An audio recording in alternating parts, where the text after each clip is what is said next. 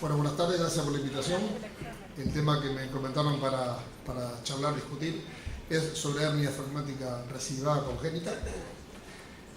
La verdad que hernia fragmática es un tema complejo, que todos los cirujanos infantiles tratamos desde siempre, y que está lleno de discusiones y controversias. Toda la vida discutimos sobre en qué momento hacer la estabilización preoperatoria, cuánto tiempo, qué tratamientos prenatales otorgar. Hay mucha discusión actualmente con respecto a esto.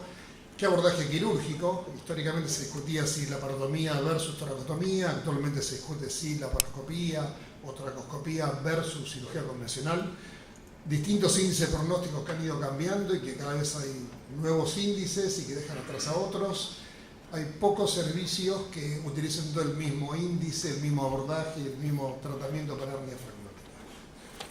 Sin embargo, con la historia de las recidivas no fue así. O sea, normalmente no ocupaban el centro de discusión, había pocas recidivas históricamente, estoy hablando de hace por ahí más de 10 o 15 años. Los defectos diafragmáticos por hernias congénitas de Bosdalek eran bastante estables anatómicamente. Todos sabíamos que el defecto clásico era con borde posterior, un defecto pequeño que podía tener o no tener saco, pero que daba pocas dificultades quirúrgicas para su cierre. Teníamos todos poco índice de recurrencia en hernia fragmática de este tipo y excepcionalmente utilizábamos prótesis. ¿A qué atribuíamos recidivas, tanto antes como actualmente?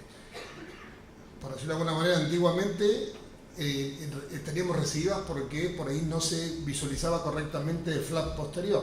El flap que todos conocemos, que hay que sacar bien el peritoneo, la pleura, ese tejido conectivo que lo envuelve, lo atrapa y que si uno no lo detecta y no lo diseca, por ahí el plano posterior es muy débil si uno no lo identifica correctamente. Cuando los cirujanos que dejan saco, por ahí la plástica del saco no era lo suficientemente fuerte como para soportar la tensión diafragmática, y los pacientes que se describía como agenesias, que la palabra agenesia por ahí no es exacta, pero eran pacientes con defectos diafragmáticos extensos. Este es un paciente que tiene actualmente unos 25 años, que fue operado, que lo operé yo puntualmente de una hernia fragmática derecha, que le puse en ese momento una prótesis de Silastic con Dacron, que eran utilizados para gastrosquisis en aquel momento, y el paciente a esta edad, varios años después, hizo un cuadro suboclusivo intestinal, que lo estudiamos y que tenía un defecto recidivado por desprendimiento de la malla y que requirió reoperación. Esta situación era excepcional antiguamente. Este paciente había sido operado en otra institución y vino con una hernia fragmática recidivada atípica después de 2 o 3 años de su primera cirugía. Lo reoperamos y tenía claramente una falta de disección de flap posterior, con lo cual la cirugía fue simplemente una correcta identificación de este borde y el cierre primario del defecto. Todos los cirujanos infantiles durante años tuvimos estos preconceptos, todos decíamos siempre lo mismo. La colocación de malla es poco habitual, los pacientes que requieren malla tienen una mortalidad elevadísima, por eso decíamos que no habíamos complicaciones alejadas porque casi todos fallecían, y el concepto de que la hernia recidivada era una situación inhabitual en la práctica del cirujano pediatra. Estos preconceptos ya no existen más y los 3 ítems que comentamos han variado en los últimos años.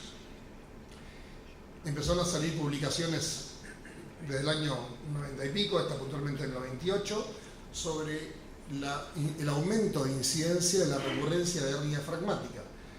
Hay 1000 artículos, no tiene sentido comentarlos a todos, pero todos tienen una recurrencia que oscila del 10, 15, 20% de promedio a servicios que aumentan hasta un 50% de recurrencia. En el 2003 ya empiezan a aparecer artículos solamente como recurrencia de hernia fragmática. Los cambios que hemos observado y que atribuimos a esta modificación, por lo menos a nivel personal, esto obviamente no está publicado, es un intento de explicar por qué nos está recidivando ahora la hernia fragmática, y es que ha cambiado evidentemente el tema anatómico. La anatomía de la hernia fragmática últimamente está siendo con defectos más extensos, hay mayor necesidad de prótesis, primero porque uno tiene más elementos para sustituir protésicos, pero fundamentalmente porque el defecto los requiere, y consecuentemente a pacientes más graves y como colocamos prótesis y que se olviden más tiempo, tenemos mayor cantidad de recidivas. Estos cambios uno puede atribuirlos a distintos motivos, pero son motivos que son evaluados subjetivamente por nosotros. decimos que porque tenemos mayor diagnóstico prenatal, tenemos pacientes más graves. Y que por lo tanto, al tener pacientes más graves, la cirugía, operamos a pacientes con mayor complejidad diafragmática o a pacientes que nacen en la institución y que son pacientes que antes por ahí no sobrevivían al traslado al hospital o a la institución donde uno trabaje y que por ese motivo, digamos, fallecían los muy graves y no llegaban a operarse, o a que ahora hay mejores terapias ventilatorias de todo tipo, desde ventilación gentil hasta oxígeno nítrico, alta frecuencia o ECMO, y que estos pacientes sobreviven y que antes por ahí fallecían, y que en general hay un aumento de sobrevida en pacientes graves y que antes no la teníamos y que por esto estamos viendo el tema de recidiva. Sin embargo, esto me parece una explicación un poco simplista del problema. Decir que solamente porque sobreviven pacientes más graves y que por eso tenemos más recidiva, me parece que no es exacto. De hecho, hace 30 años nosotros operamos a todos los pacientes con hernia diafragmática. Operamos más pacientes que ahora. Se operaba todo paciente con hernia diafragmática que nacía y se operaban rápidamente, independientemente de que la evolución y la mortalidad eran elevadísimas. Pero el concepto de que la hernia diafragmática era quirúrgica, operamos a todos. Si operamos a todos y los defectos de Borselix eran anatómicamente estables, ¿por qué ahora, que operamos tal vez hasta menos pacientes que antes, porque ahora estamos teniendo estos cambios que nos requieren colocar prótesis o algún reemplazo diafragmático con la consecuente recidiva? Nos parece que en realidad está cambiando la anatomía de la hernia diafragmática. De hecho, las clasificaciones actuales sobre hernia diafragmática ya las clasifica con defectos en A, B, C, D, de acuerdo a defecto pequeño, moderado, sin reborde posterior y el llamado agenesia, que no lo comento mucho porque no es la charla sobre esto, pero me parece que están apareciendo algunos cambios anatómicos en hernia diafragmática que nos obligan a utilizar más materiales protésicos que antes. Cuando hablo de materiales protésicos no me refiero puntualmente a mallas, puede ser flaps musculares o demás. ¿Cuáles son los hallazgos anatómicos frecuentes que vemos ahora y que no veíamos antes? Ausencia de borde posterior, defectos anterolaterales o anteriores puros, la agenesia histórica que siempre comentamos y la ausencia de diafragma bien adherido a pared costal. Estas situaciones son todas frecuentes actualmente en estadísticas grandes de hernia diafragmática. Y empiezan a aparecer modelos que predicen qué paciente va a requerir inclusive prótesis diafragmática o no. Hay tremenda cantidad de artículos, los muestro muy rápidamente, no los voy a comentar específicamente, si alguno me los pide se los puedo pasar. ¿Con qué reemplazar el diafragma? Se puede reemplazar con muchas cosas, con prótesis permanentes o mallas permanentes, con mallas o prótesis reabsorbibles, con mallas biológicas, con colgajos musculares y con otros tejidos autólogos, que hay 1000 descripciones de algunas bastante raras. Hay artículos, como este del 2010, que hace una revisión de cada una de las características de las distintas mallas, porque obviamente que las mallas no son todas iguales, tienen propiedades distintas, precios distintos, utilidades distintas y complicaciones distintas. Pero ya empiezan a aparecer artículos que hablan puntualmente sobre qué tipo de prótesis indicar. Y hay artículos que hablan sobre cuánto tiempo tenemos que seguir nosotros a la hernia diafragmática, porque uno dice, no tengo recidivas en hernia diafragmática. Casi nadie tiene recidivas en el primer mes o en los primeros 2 meses. Las recidivas son tardías, son cuando el paciente crece, con lo cual uno tiene que hacer un seguimiento muy alejado del niño para decir que no ha recidivado alejadamente. ¿En qué paciente utilizar prótesis? Básicamente en los efectos que son muy extensos. Mucha gente, a pesar de que el borde da, prefiere colocar cuando hay ausencia de borde posterior un pequeño flap de malla o de prótesis. Cuando la sutura que uno coloca desgarra el diafragma o queda tensión, situación que antes era habitual, o cuando uno opera una hernia diafragmática recidivada por primera o múltiples veces. Hay trabajos que hablan sobre que con resonancias prenatales uno puede predecir si va a requerir o no va a requerir prótesis en el posnacimiento. Artículos como este tienen un 77% de colocación de malla de acuerdo a la predicción en base a resonancia prenatal. ¿Qué material utilizar para sustituir el diafragma? Todo va a depender de la disponibilidad de cada institución, de las propiedades de cada una de las mallas, qué sutura de fijación tenemos para, por ejemplo, si tenemos mallas que son sintéticas, es conveniente utilizar no cualquier sutura, sino que sea monofilamento. Podemos variar en cuál, pero tiene que ser monofilamento porque si no desgarra, es un orificio muy grande sobre la malla. Y qué tensión darle a la prótesis. Tenemos tendencia a colocar prótesis para un chico de 3 kilos, recién nacido, 2 kilos y medio, una prótesis muy tensa, sin tener en cuenta que la prótesis es irreabsorbible con el crecimiento. Lo único que puede hacer es o desprenderse de las partes blandas o traccionar la pared torácica con deformidades severas de la pared. Muchos artículos hablan sobre qué material utilizar, y en realidad este artículo que le comenta es que por ahí no interesa tanto qué material utilizar protésico, sino cuáles son los detalles técnicos a utilizar. O sea, uno tiene que colocar puntos fuertes, que después hablaremos si son pericostales, transcostales, puntos en U, puntos dándole movilidad a la plancha, dejando una plancha floja como para que con el crecimiento no traccione de los bordes, y utilizar sutura, como comenté, adecuada, monofilamento, y es importante al final de colocar la prótesis hacer un surjet evitando que haya filtraciones en la zona entre punto en U y punto en U.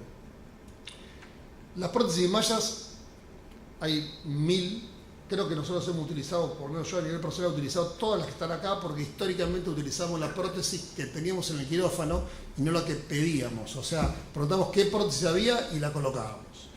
Todas son útiles, todas sirven, pero la que estamos utilizando actualmente es la Dual Mesh de Gore-Tex, que es la que por ahí bibliográficamente más se está utilizando ahora.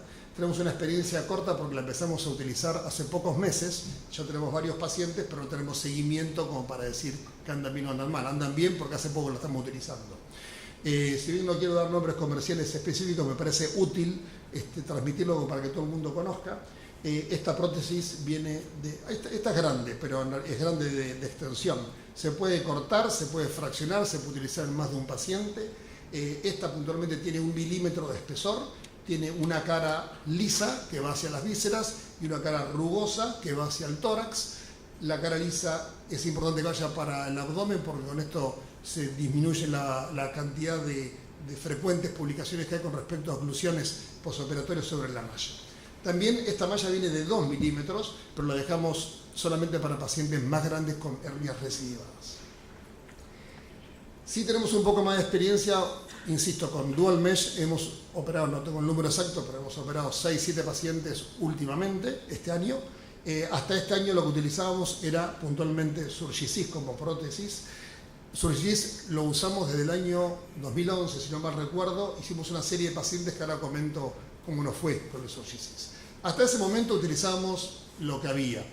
Lo último que estábamos utilizando y que nos fue bien, pero que no teníamos mucho material, era el doble velour, que es Dacro, que se los robábamos, entre comillas, a los que dejaban los cardiovasculares. También hay mucha publicación con respecto a Permacol, que es básicamente parecido a Surgisis. Estos son biomateriales. El Surgisis es puntualmente submucosa porcina, acelular, no produce reacción, y el Permacol, que es dermis, también porcina, y que bueno, es la competencia de 2 biomateriales que son reabsorbibles y que producen regeneración de tejido periférico a las mallas. Hay un montón de trabajos y casi todos los trabajos concluyen lo de este. Surgisis versus Gore-Tex es lo mismo. No hay diferencias con respecto a uno sobre otro. ¿Qué material protésico utilizar? Y acá hay una comparación con las palabras más técnicas de submucosa intestinal porcina versus el Dual Mesh, que es PTFE, que tiene un nombre bastante complicado para repetir, que son materiales sintéticos versus biodegradables. El Permacol, que también los que utilizan Permacol, también han publicado buena experiencia, o sea que en sí hay publicaciones de buenos resultados con cualquiera. Nosotros, cuando utilizamos Surgisis, que es este material, en una plancha de 10×15, que viene multiagujereada, hay que hidratarla, hay prótesis de 4 capas y de 8 capas. Para diafragma neonatal usamos solamente la de 4 capas porque la 8 es muy gruesa. Hay que hidratarla previamente 5 a 10 minutos antes de utilizarla. No se puede o no se debería fraccionar porque es material biológico y tratamos de dejarle una longitud grande. Ustedes ven que en este caso es una toracotomía de una línea derecha y el parche es bastante grande justamente para darle vuelo como para eventual crecimiento. Tratamos de no dejarla demasiada tensión y los puntos de fijación, insisto, en este caso no es necesario que sean monofilamentos por la característica de la malla. Con Surgilis lo voy a resumir. Este año en el Congreso de Graduados presentamos este trabajo. La recopilación de 4 años y medio fue de 87 diafragmas, de los cuales 77 se operaron, 10 no. En esos 77 colocamos 22 prótesis de Surgisis y solamente evaluamos en el seguimiento de esta serie a los que tenían por lo menos un año de seguimiento. Fíjense que tenemos 16 en seguimiento de los 22. Algunos han fallecido, otros están dentro de ese primer año que no los contabilizamos y están vivos, con lo cual lo que decía hoy de los preconceptos de que con malla fallecen ya no corre más. De estos 16, 7 niños tenían solamente radiografías normales y 9 tenían radiografías anormales y nos costó mucho identificar la palabra recidiva para decir, tienen placas patológicas, está bien, pero ¿está recidivado o no está recidivado? ¿Cuál es la definición de recidiva? Que ahora después lo vamos a comentar. 5 de estos confirmamos recidiva en base a estudios, 3 operamos y 2 estamos expectantes de cirugía. Sigo con trabajos. Es increíble la cantidad de trabajos que hay con respecto a esto y generalmente bastante opósitos en los resultados unos con otros.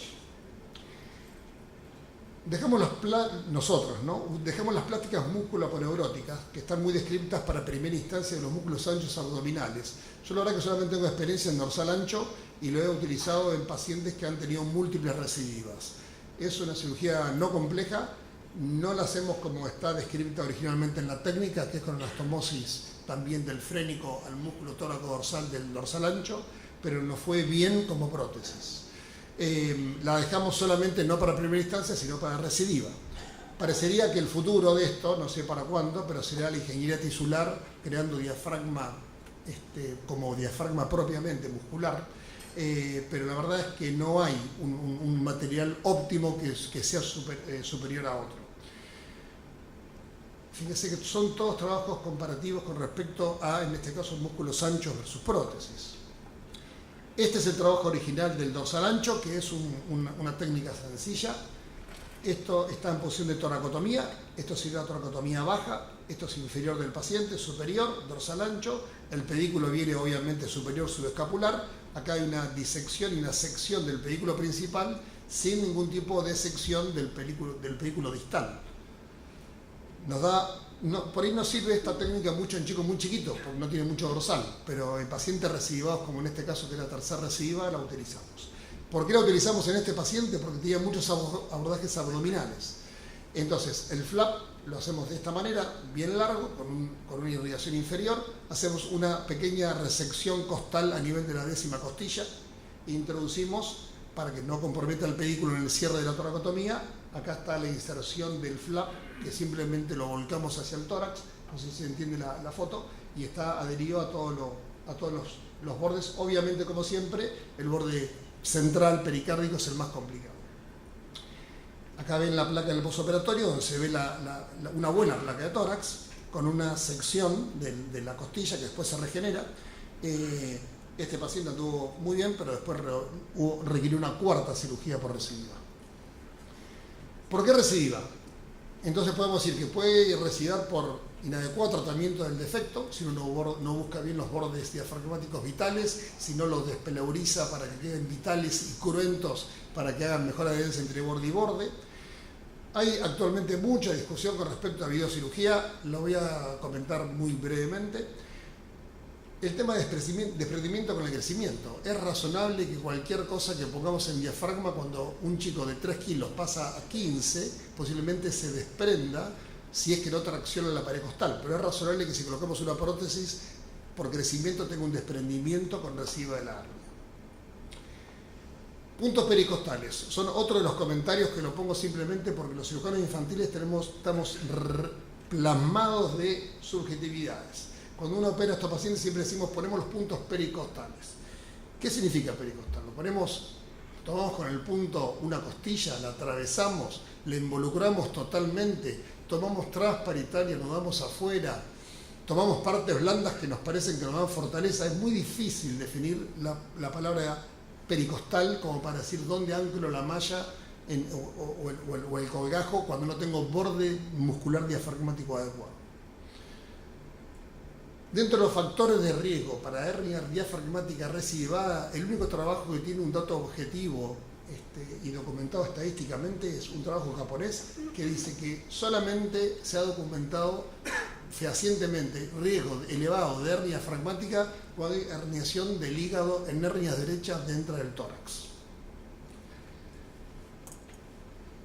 Y acá viene la discusión con toracoscopía o laparoscopía, la mayoría toracoscopía versus cirugía convencional. Un metaanálisis bueno, amplio, grande, da que no hay que hacer videotoracoscopía. Año 2014. Un metaanálisis de 2015, también bueno, amplio, por gente conocida y demás, dice que sí hay que hacer toracoscopía. Y ahí más tenemos 1000 artículos, puse 4 o 5 que no tiene sentido comentarlos, pero que sí, que no, que sí. Otro metaanálisis que dice que hay que ser muy cuidadoso con la indicación. Es muy subjetivo esto. Obviamente que si operamos un chico sanito con un paciente no grave, que no está en alta frecuencia, que no tuvo ECMO y que tiene un defecto pequeño, se va a poder. Pero hacer un estudio objetivo con resultados sobre uno u otro procedimiento es complejo. De hecho, los metaanálisis no han dado resultados similares. Definición de recidiva. A ver cómo estoy con el tiempo. Definición de recidiva. ¿Qué consideramos recidiva? Una placa anormal, víscera hueca en el tórax, hígado en tórax, radiología patológica con síntomas. Este paciente fue operado, se le puso una prótesis y está recidivado. A estos pacientes, como a este otro, tenemos una imagen patológica, parece tener víscera hueca en el tórax. Y siempre pedimos un estudio contrastado, que sea con tránsito de la boca hasta el ano, o sea, lo que nosotros llamamos un tránsito con colon por ingesta, porque se puede introducir cualquier sector del intestino. Si tenemos víscera supradiafragmático o lo que consideramos supradiafragmático, le indicamos cirugía. Este paciente no parecería recidivado. Sin embargo, le hicimos un estudio y sí está recidivado y requirió cirugía. Estos pacientes con hipoplasia de pulmón, traccionamiento mediastinal y demás, con neumonocele, son un poco más complejos. De esto podemos discutir si está recidivado o no. Ya voy terminando. Voy a mostrar algunos. Las preguntas difíciles de responder son estas: desprendimiento de la malla, si el diafragma crece o no, crecimiento sobre el flap, deformidad de la pared. Los tiempos recidivas son alejados, siempre son varios meses después, nunca son inmediatamente posoperatorios. A todos seguimos con radiografías, indicamos estudios contrastados, no indicamos tomografía de rutina y la indicación de cirugía alguna vez está discutida. Y voy a comentar muy rápidamente 3 o 4 pacientes sobre recidivas múltiples. Este paciente está con una cirugía de recién nacido, prótesis, segunda cirugía, fue a antirreflujo también la segunda cirugía, la otra vez prótesis, tercera cirugía dorsal, que ahí se ve la reconstrucción de la costilla, cuarta cirugía, otra vez prótesis y aparentemente después de 10 años evoluciona bien. Este es el mismo paciente. Este otro paciente lo operamos hace poco tiempo, tenía 3 toracotomías por hernia diafragmática izquierda, que le habían puesto un Marlex en el procedimiento.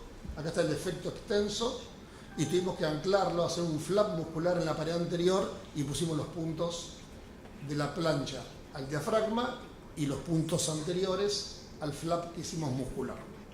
O sea que no hay 2 técnicas iguales. Ahí está el flap, esto es dual mesh de 2 milímetros. Y siempre el tratamiento, como estos pacientes frecuentemente se obstruyen intestinales, hay que hacer el tratamiento por lo menos de las bandas preduodenales y el tratamiento de la malrotación. Esta es la placa posoperatoria de este último paciente. Otro paciente, prótesis, hernia recidivada, primera cirugía, vísceras en tórax, subcostal, no tan larga como la que marcamos, pero fue una incisión importante, vísceras pegadas atrás del hígado, defecto difícil por el lado derecho, que con un flap por suerte diafragmático mínimo anterior nos permitió hacer una colocación de la malla con pericostales, como comenté, posteriores, lo más fuerte que podamos, a lo anterior, también dual mesh.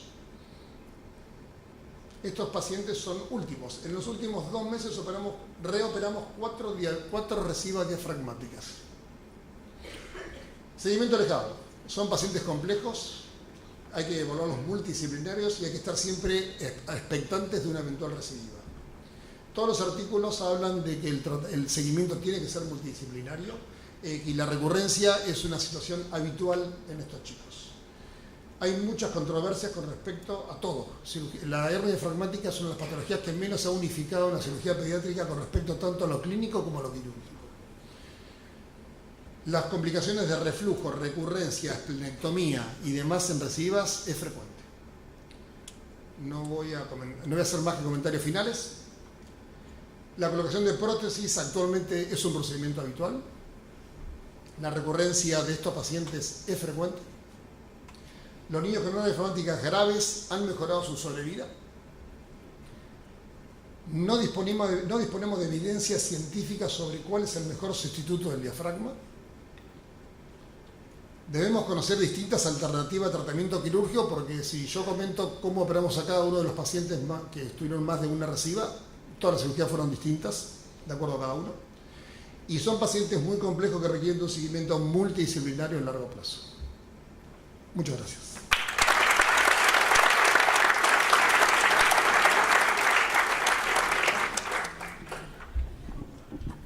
Tenemos 5 minutos para hacer preguntas. Sí, Adrián. Hola, Marcelo. Yo avisar que, digamos, en mi experiencia en Ushuaia, tuve una recidiva, una hernia derecha, año 98, yo ya había llegado en el 97. Como todo pueblo, yo me acuerdo hasta la fecha que nació un 24 de febrero, lo operé un 25 de febrero, una hernia derecha. Al año vuelve con un diafragma elevado, lo reopero, tenía prácticamente, en los estudios que para reoperarlo, le hago una tomografía en ese momento, no había resonancia, tenía un riñón intratorácico, una agenesia de una cava inferior. Le coloco un dual mesh que, como dije en la primera parte, era lo que yo usaba para la onfalocel, la gastroclisis. Hoy va a cumplir ahora 18 años. Siempre fue un chico que anduvo en el percentilo 3. La mamá tampoco es muy grandota, pero muy flaquito, pero corre con una hiperreactividad bronquial, pero nunca más nada de eso. Es un chico para seguir, es un chico para estudiar. Desde ese momento lo habré reoperado en el 99, 2000, no más de ahí. Ha tenido suboclusiones intestinales que hubo que mantenerla bastante, o sea, todo dependía de mí. No lo reoperé nunca, fueron disminuyendo los episodios de dolor de su oclusión. Ese es uno. Y el segundo, una hernia derecha, la primera y única vez que hice por la laparoscopía, me quedó al año, aparece un quistecito paracardíaco izquierdo, y cuando lo reoperé, o sea, no le había sacado el saco. Cuando lo reoperé tenía el líquido en ese... O sea, no estaba recidivado, porque no había intestino, pero persistía esa imagen quística en todos los estudios. Lo esperás. Yo lo reoperé, lo cerré, le saqué el saco, lo hice quirúrgico abierto y nunca más volví a hacer la laparoscopía. Mira, estás contando 2 casos típicos. Hernia derecha recibe mucho más. Y la verdad que si tiene víscera hueca arriba yo lo opero siempre. De hecho, varios de los pacientes, puntualmente un par de pacientes que controlé ante la duda de si lo operaba o no lo operaba, porque tenía dudas porque eran pequeñas recidivas con apenas un pequeño sector de intestino alto, ambos se ocluyeron y requirieron cirugía de urgencia. Si para mí tiene víscera hueca supradiafragmático, prefiero operarlo, porque se va a ocluir y la cirugía va a ser de urgencia y va a ser más compleja. Por eso hacemos en todos estos chicos un estudio de tránsito para definir si tiene víscera abajo o víscera arriba.